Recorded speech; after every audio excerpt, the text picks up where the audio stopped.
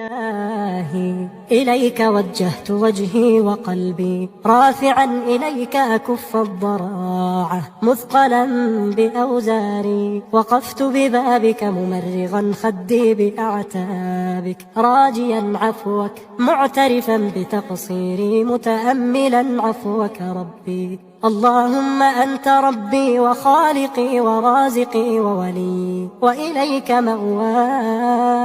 وإليك مأواي ومرجعي فإن تعلق قلبي بغيرك فإلى محبتك خذني وإذا رجوت غيرك فإليك ردني وإذا غفلت عنك فبأفضالك التي لا تحصى ذكرني وإن تكاسلت عن عبادتك فبقوتك أعني وإذا اعوججت فبقدرتك على الحق أقمني وإذا عصيتك فبعفوك تجاوز عني وإذا غفلت عنك فبذكرك ذكرني وإذا بعدت عنك فإليك قربني فإني مشتاق إليك إلهي فبمناجاتك آنسني وإذا دعوتك فمن كرمك لا تحرمني وإذا جاء أجلي فبلطفك ثبتني قبل أن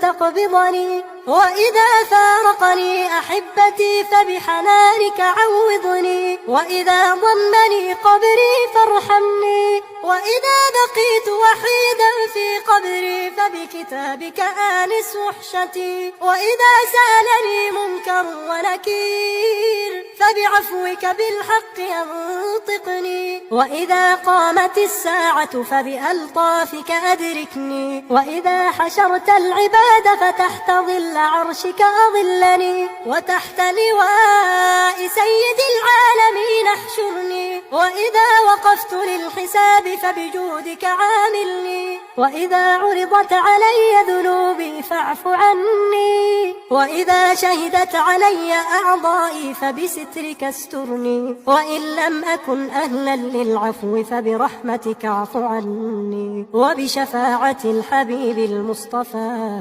أكرمني وبأهلي وأحبتي وبمن أحببتهم فيك في جنات الخلد